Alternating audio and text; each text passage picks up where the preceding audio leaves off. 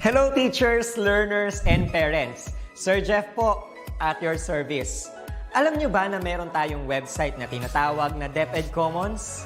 Ang DepEd Commons ay binuo upang gawing accessible ang pagtuturo at pag-aaral dito sa ating bansa gamit lamang ang inyong mga smart devices gaya ng cellphones, tablets, at computers. Dito ay maaari nating ma-access ang iba't ibang learning materials mula sa Department of Education. Meron itong mga interactive materials, electronic self-learning modules, at instructional video lessons mula sa DepEd TV na tiyak na makatutulong sa pag-aaral ng mga mag-aaral galing ka man sa public o private school. Walang problema dahil welcome ang lahat dito. Para ito sa mga guro, magulang at mga mag-aaral mula sa kinder hanggang grade 12, alternative learning system o ALS, at pati na rin ang special education. At huwag kang mag-alala dahil kahit walang load ay maaari mong ma-access ang mga learning materials. Tama! Libre ito. Ang kailangan mo lamang gawin ay i-on ang iyong data at buksan lamang ang iyong browser at i-type ang commons.deped.gov.ph. Alam na ba ng iyong mga kasamahang guro o mag-aral ang tungkol sa DepEd Commons? I-share mo na ang video na ito upang matuto rin sila kung paano gagamitin ang DepEd Commons sa mabilis at napakadaling paraan. Muli, ito po si Sir Jeff at kita-kits po tayo sa DepEd Commons. Paalam!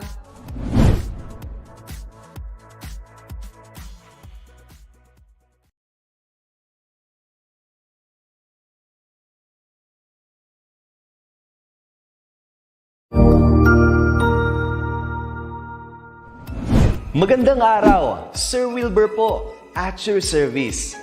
Narito ang ETUlay upang gabayan ka sa inyong pag-aaral upang lubos na maunawaan ang iba't ibang paksa o subject.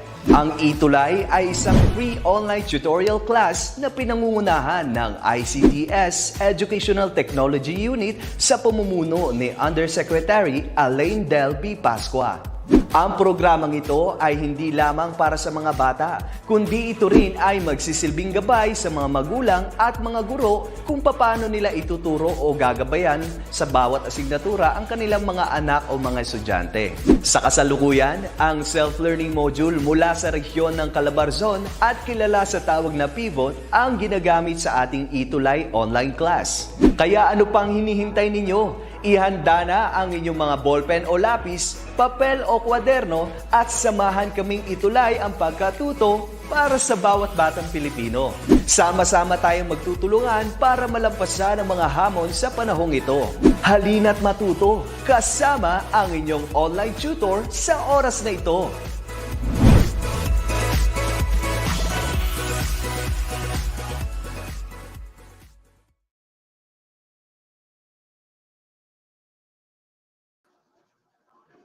Good afternoon sa lahat ng mga manonood sa ating session sa araw na ito. Ako ang inyong makakasama, ako si Tutor Mark, para sa ating special offering or program na tungkol sa coding. Alam naman natin na ito ay hindi talaga naituturo ng lubusan dahil ito ay isang special program lamang sa mga paaralan. Ngunit ito ay ibibigay po ng ETUlay session para sa mga bata, sa mga guro at sa mga magulang na gustong matutunan ang proseso sa pagkukode dahil lahat ng bagay ay nagsisimula sa pagkukode in terms of doing a program, sa paggawa ng mga iba't ibang klase ng applications. At huwag kayong matatakot, gagabayan ko kayo in every step of the way para ito ay inyong maunawaan at maintindihan. Kaya, ito ang inyong gawin. Kunin ang inyong ballpen, ang inyong papel, para i-take down notes ninyo, isulat ninyo kung ano ang aking mga ibabahagi. Bukod doon, kinakailangan ay mag-hands-on din kayo. So bukod sa sinusulat ninyo yung sample program code na aking ibibigay, kinakailangan ay i-hands-on nyo rin po gamit ang inyong internet connection at ang inyong laptop, syempre, para kapag sinabi ko na hands-on tayo, makasabay po kayo sa ating gagawin. Kaya, huwag na nating patagalin pa.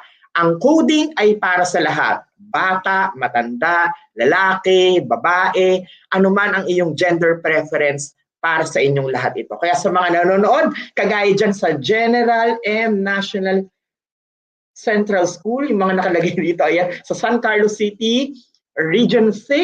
Meron din tayong nanonood from Nagilian Central School, Division of Isabela. Ayan, hello po sa inyo. At sa lahat ng ating mga mag-aaral mula sa Luzon hanggang Mindanao na gustong matutunan ang coding, welcome na welcome po kayong lahat dito. Kaya, simulan na natin.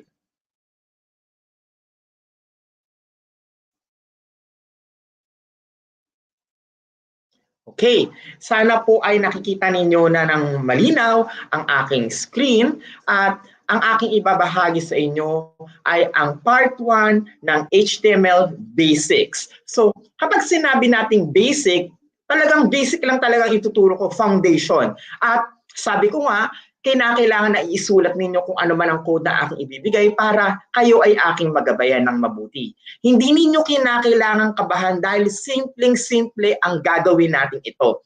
Pero sa paglipas ng mga araw ay makakapag-develop kayo ng mga application o websites gamit ang mga codes na aking ibinigay sa inyo. Kaya tandaan ang ating kagamitan. Ito po ay maaari niyong makita sa commons.deped.gov.ph. Hanapin lamang ang Week 2, 3rd quarter at makikita niyo po ang coding. Ayan. So, pag dinownload niyo po yan, ay pwede niyo pong makuha po ang PowerPoint presentation na aking ginagamit. Ito pwede niyo gamitin at your own free will, at your own free time. Ayan. So, at the end of our tutorial, you will be able to, number 1, learn the basics of HTML while building a personal website bits by bits. Ito po ay part 1. You will learn about H1 to H6, email input, submit input, the p tag, and the placeholder. Aside from that, you're going to learn how to use and simulate codes by using this website, w3schools.com, at ang picture niya ay nakikita ninyo dito sa ibaba. So mga bata, habang kayo ay nakikinig sa akin, o yung mga magulang po na gustong matuto nito, o yung mga teachers, kinakailangan nyo lamang po ay puntahan din ang w3schools.com. Dahil dyan po, natin makikita yung ating simulation. So when you are there, ito po ang inyong makikita. So that's w3schools.com. You need to click this try it yourself, and upon clicking this button, mapapram po kayo dito sa screen na ito. At yan ang ating gagamitin. So please take note of it. The website is w3schools.com. So at first, ito po ang magpapakita. Click try it yourself, and after that, you will be looped into this one. Okay? Kaya sa mga manonood, ihanda ang inyong mga sarili dahil ito na po ang ating paksa.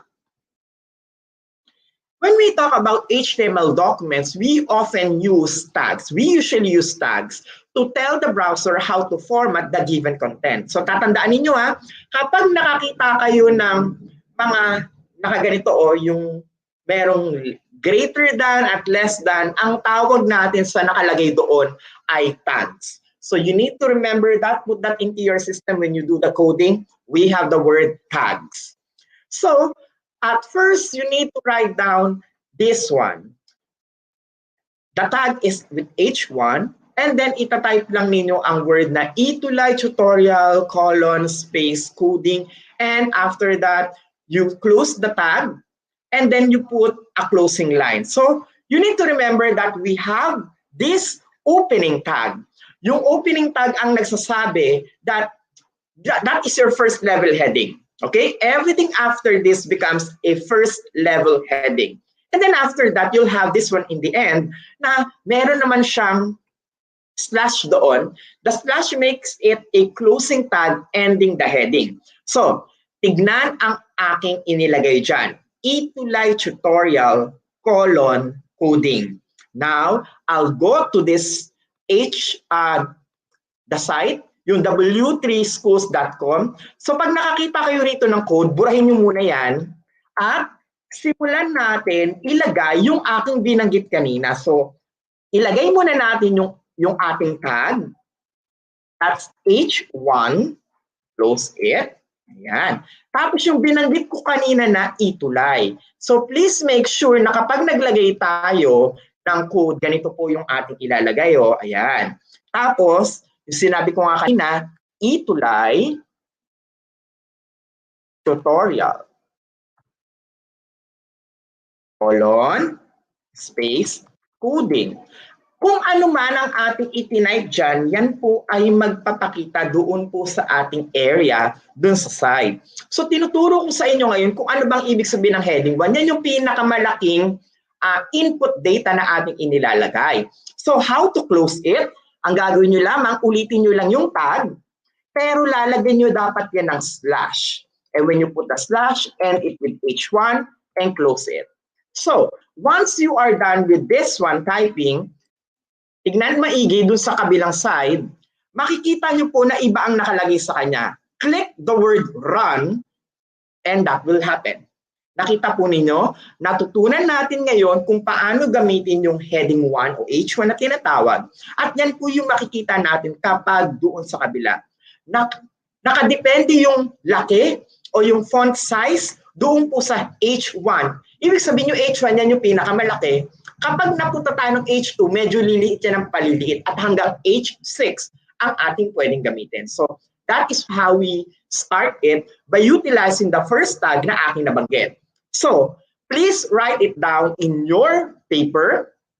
Ang unang tag na aking tinuro is the H1 to H6 tag. Lagyan natin ng greater than, less than, but huwag kakalimutan ang paglalagay ng slash gaya nito. Okay? Now you learn the first part na kung paano tayo maglalagay ng content or material doon sa ating ginagawang activity dito po sa HTML Basics. Part 1 lang po to.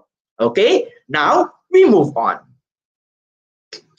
Remember, we use tags in any HTML documents. O di ba, napakadali lang mga bata. Ang ginawa lang natin ay nag-type tayo ng heading, kung paano natin siya dapat makita at i-end natin. Huwag kakalimutan itong slash na ito na nangangahulugan ng pag-i-end kung ano man ang ating inilagay doon. Now, moving forward. To make a normal paragraph, the tag is with a P. So ilalagay mo yung greater than, less than, tapos yung letter P. Remember, it needs an opening and closing tag, just like what we had earlier. Di ba kanina yung H1 o yung heading 1 na ginawa natin, ay naglagay tayo ng opening tag at closing tag. Sa pagko-close ng tag, importante na nilalagyan natin yon ng slash.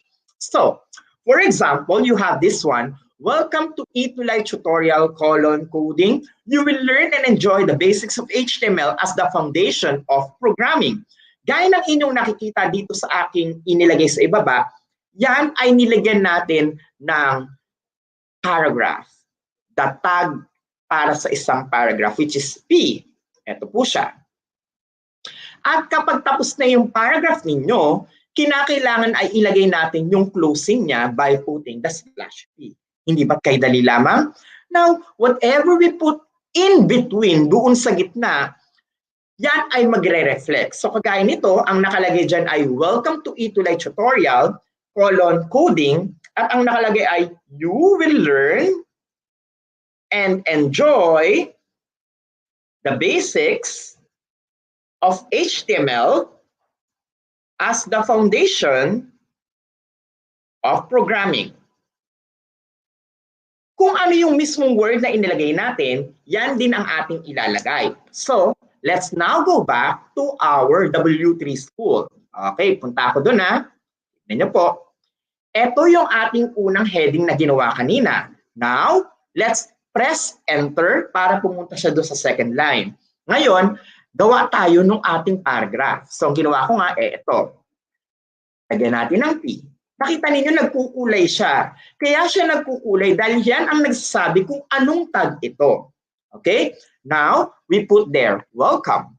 Gusto ko na sa loob ng quotation mark. Pwede rin wala naman sa loob ng quotation mark, pero ako gusto ko naka-quotation mark. Okay? So, nasa sa atin kung paano natin siya gustong ilagay. Welcome to ETUlay tutorial. Coding. And then, after that, lagyan ko lang ng dash, you will learn and enjoy the basics, yan, basics of HTML as the foundation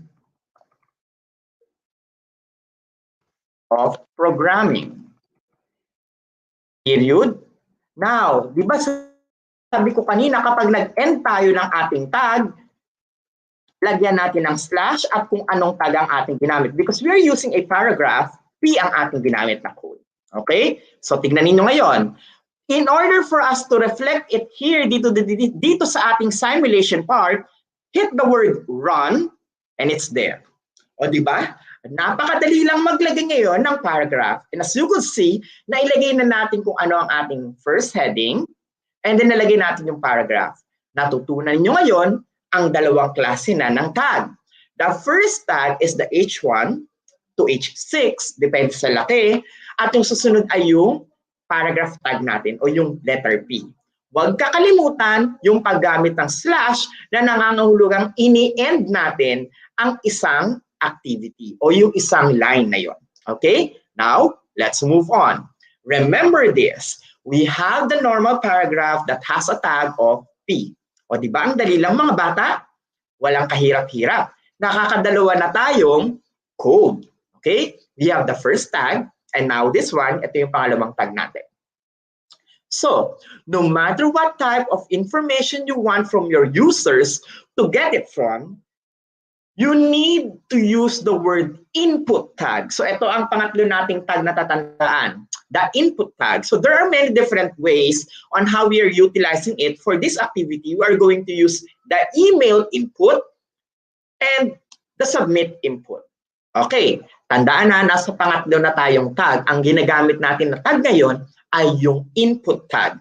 For you to understand it, look at this here.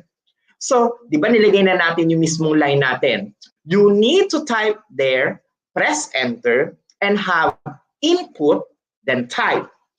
Put the equals symbol, and then nilagay ko lang siya sa loob ng nilagay ko siya sa loob ng quotation mark, the word email, and then yung close tag natin. Okay? Now, if you will try to look at this, ito ay makikita sa portion na ito. Ibig sabihin ng input tag, mag-i-input ako. Parang yun yung tinuro ni Ma'am Sheila last week. So yung input, dun siya magta-type sa loob ng kahon na ini-indicate niya na yung kahon na yon ay para sa email. Okay? So that's what we are going to do next. Kinakailangan ay ilagay natin itong input type. So, nilagay ko sa kahon, isulat niya sa inyong papel.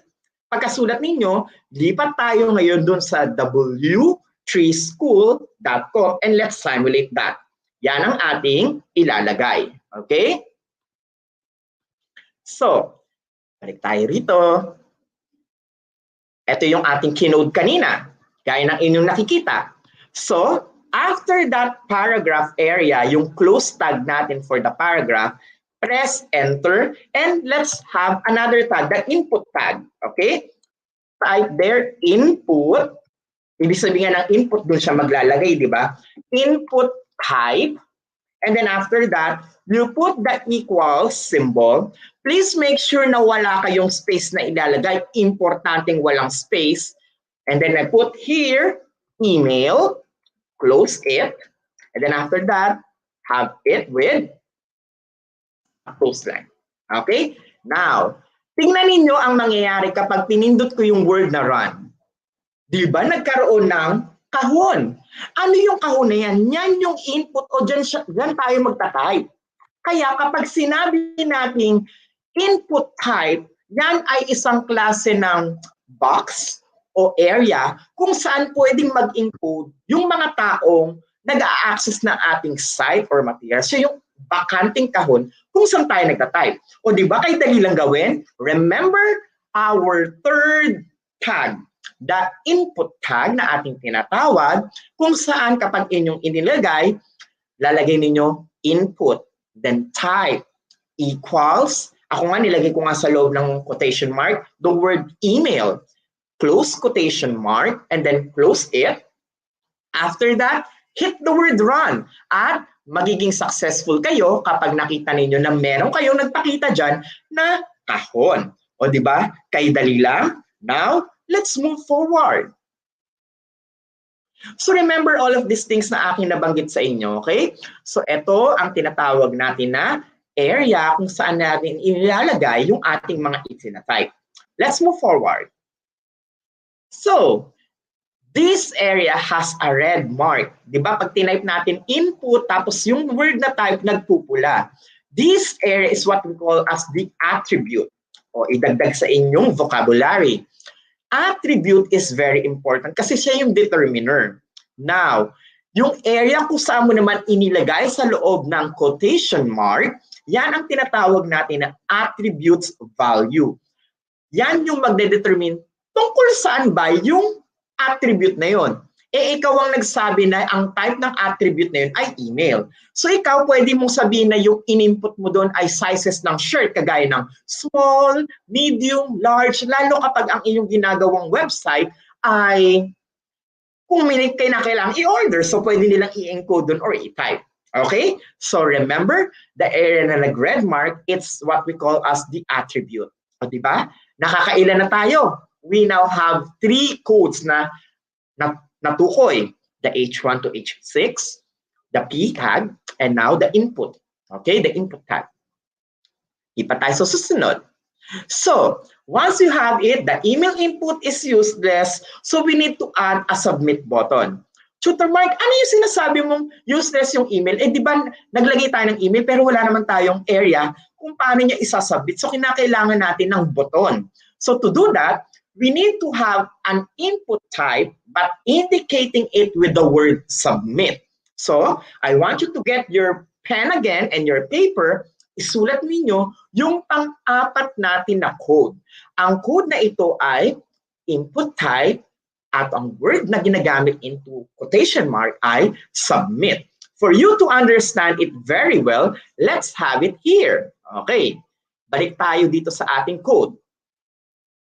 So, earlier we have input type equals quotation mark email. Papalitan natin ngayon, dadagdagan natin ito. Press enter. Let's have it again. Input type, yun yung ating attribute, equals, and then this time we put the word submit. And then close quotation mark, close it. Okay. Now, after having that, anong gagawin natin? Para makita natin sa ating emulator, press the word run. And once you press the word run, you now have the submit button. O di ba? Nakakaapat na tayo na code. Ganun lang kasimple. And when all of these things happen, importante na alam natin, ay, ano ba itong mga to? Ano ba yung ilalagay ko at isasubmit? Therefore, we need to see here the word email para alam natin na ang i-input niya ay email gaya ng ating binanggit dito. Now, let's go back. Since you already know the fourth tag na aking itinuro, the submit tag, ayan, yung input na yon, the input submit tag, ngayon, kulang pa tayo ng isang bagay. Paano natin masasabi na ano yung nasa loob ng buton o nasa loob ng kahon? So, if ever you have something like this, please make sure that your HTML attribute should not have any spaces like this. Okay?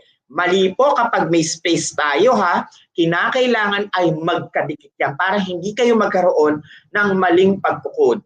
There is a rule na kinakailangan pag gumamit tayo ng equals, ayan, dapat dikit-dikit talaga yan. Kaya ang sinabi dito, don't put spaces next to the equal sign.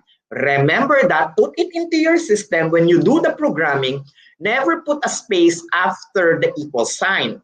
Kasi po, mamamali po kayo. Make sure it's close. Same thing goes with this one, dito sa submit, nakita ninyo, meron akong espasyo, wala talaga. Hindi pwede natin gamitan ng space kasi magkakaroon tayo ng error. Okay? Kinakailangan, yan ay talagang magkakadikit. So remember that. Nakuha ba? Now, moving on. Since we have the box na aking binanggit kanina, gusto natin na magkaroon ng laman to. At para malagyan ng laman niyang loob na yan, yan ang tinatawag natin na placeholder. So what users are supposed to type here? Kung hindi natin bibigyan ng guide, di ba tayo parang out of loss, kaya nakakita tayo ng site na hindi natin maintindihan kung ano yung kanyang binabanggit, ano ba yung dapat natin ilagay. We often question ourselves like, what am I going to input there? At ito ay makakatulong para alam natin kung anong ilalagay. So, to do that, there is an attribute called the placeholder that allows us to add the default text to our input. Magkakaroon ng laman. So, to do that, observe how I place it here. Kanina meron tayo ditong inilagay na less than symbol. Ngayon nawala. Tinanggal ko dahil dinagdagan ko siya ng space and I put the placeholder at dito ko i-move yung ating less than symbol. Okay? So mga bata, get your pen, write it down in your paper, isulat dahil tayo ay lilipat na naman sa emulator and we need to place it there. So remember, ang ating panglima ay ang placeholder. Placeholder means ito yung makikita sa loob ng box na kinakailangan lagyan ng input. So to do that, let's have it here. Nakita ninyo ito kanina, di ba? Ngayon ay wala itong nakalagay na your email or your email address. We want to put something here sa loob na by default ay may nakikita para alam ng inyong users. So, how to do that? Ang sabi ko kanina, yung less than symbol, tanggalin. Kasi, mag-e-end siya kaagad. Eh, ayaw natin siyang i-end dahil kinakailangan magkaroon pa siya ng placeholder. So, to do that, add here a space and put there placeholder. And as you can see, nag-red siya. Ibig sabihin, it is another type of tag na ating kinakailangang ilagay. And after putting that, equal sign, quotation mark, and then pwede mo ilagay dyan, pwede mo ilagay your email address. After that, have it with close quotation mark. At pagkatapos doon natin ilalagay yung less than. Nakita ninyo, from here, tinanggal natin yung less than, inilagay natin sa dulo, dahil ito yung kabuuan ng input type on that specific area. Now, let's run it. See, nakita ba ninyo ang kinalabasan? Here, you have seen your email address. And that's how simple it is. Ganon kadali lang mag-code. At sa araw na ito, natutunan ninyo ang 5 codes o 5 klase ng tags na aking ibinahagi. At di ba nakakatuwa? Having the HTML fundamentals with this part or with this session ay makikita natin na unti-unti magiging confident tayo kung paano mag-code. It's just a matter of practicing and memorizing these things out. At hindi nalalayo, 1 year from now, talagang mamamaster mo yun at hindi imposible na ang lahat ng Pilipino, kahit mga bata pa yan, matutong mag-code ng simpleng-simple. So, let's move on. Remember, ang ginawa natin, minove natin yung less than dun sa area after the quotation mark after nung word na email, inilagay natin doon sa dulo. Kaya nagpakita yung ating placeholder. When we talk about the placeholder, yan yung default text na nakalagay doon sa box para alam ng mga end users kung ano ang kanilang kinakailangan na isubmit o ilalagay. Sometimes when we attach materials, di ba nakalagay doon upload. So alam natin, ay mag-a-upload ako. These are clues kung paano natin gagamitin ang mga materials na ito. So, I want to congratulate all of you because you have learned now how to do the basic coding. Natuto kayo ng 5 klase ng codes. And let's have a recap. You have learned about H1 to H6. These are document headings and subheadings. The bigger the number, the smaller the size. Kaya kapag naglagay ka ng H6, ay ibig sabihin nun, maliit na maliit yung font natin nun. O yun yung smallest heading. Okay? Pero pag nilagay natin ang H1, yan ay ang pinakamalaki. But we need to remember that once we start it, the opening tag, we need to have a closing tag by using a slash. It is a must. Second, you have learned about the email input na kapag sinabi nating input type, yan yung ating tag na ginamit. This is a type of input that takes user email addresses. So this is new in HTML5. So ang ginagamit natin ay bagong version. So HTML5 po. Okay? Kaya kapag in-input natin, gaya ng inyong nakikita, yan yon. Nagkakaroon tayo ng box kung saan pwedeng mag-input or mag-code ang mga bata o mga end users na gumagamit ng isang site. That's our second command. Next, or yung second tag na aking itinuro. Number 3 is the submit input. It makes a button to submit information from a form to a server. And this is how simple it is. Itatype mo lang ang word na input type equals, nasa quotation mark yung word na submit, and less than, para nakakulong na siya. Okay? So, this is the third na inyong natutunan.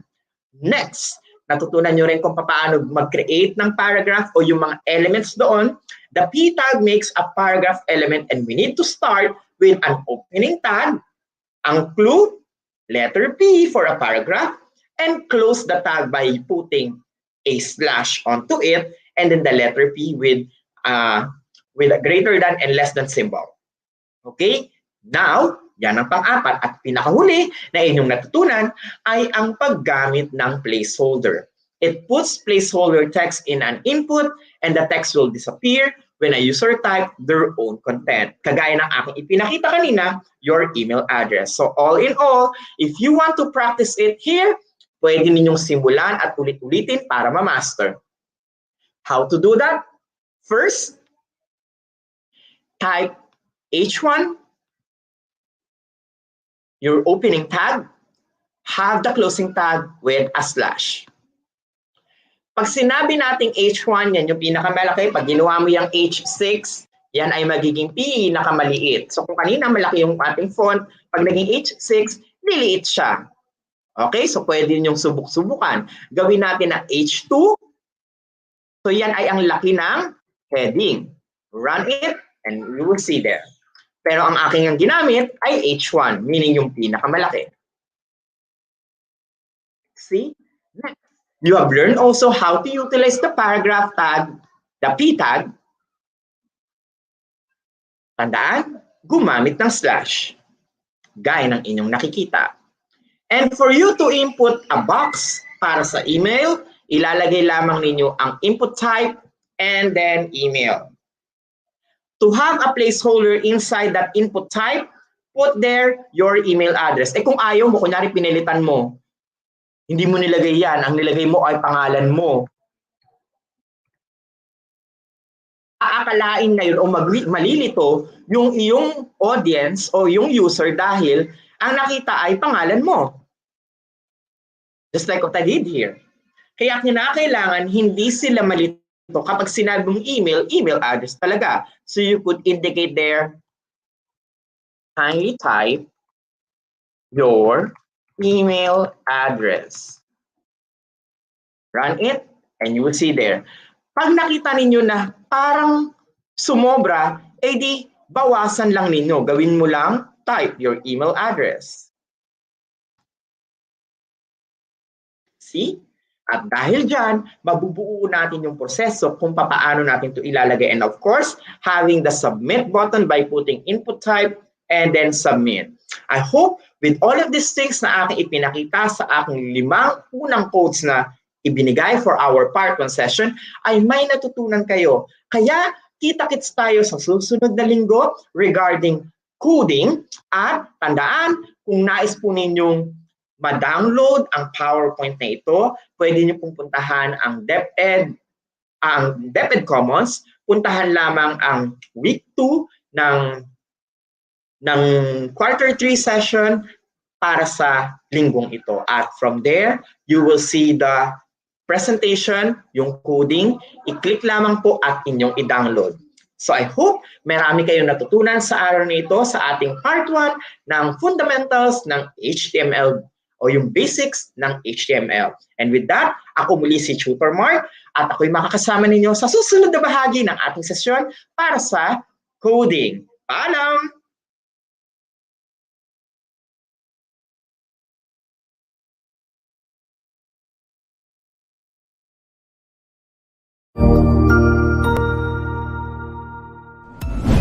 Sigurado ako na marami ka na namang natutuhan sa ating ETUlay tutorial session ngayong araw. Tandaan, ito ay hindi lamang para sa ating mga mag-aaral, kundi pati rin sa ating mga minamahal na guro at mga magulang na kaagapay natin para maituloy ang pagkatuto sa kabila ng nararanasang pandemya. Patuloy ding sumubaybay sa DepEd TV para sa mga araling ginawang video episodes. Mapapanood ito mula Lunes hanggang Sabado, alas 7 ng umaga hanggang alas 7 ng gabi sa inyong mga telebisyon. Abangan bukas mula 1:00 ng tanghali ang iba pang aralin sa ating ETUlay free online tutorial session sa English. I-like and subscribe at manatiling nakasubaybay sa ating ETUlay tutorial session sa DepEd Edtech Unit FB page at Educational Technology Unit channel sa YouTube at sa DepEd Tayo at DepEd Philippines social media accounts. Paalam!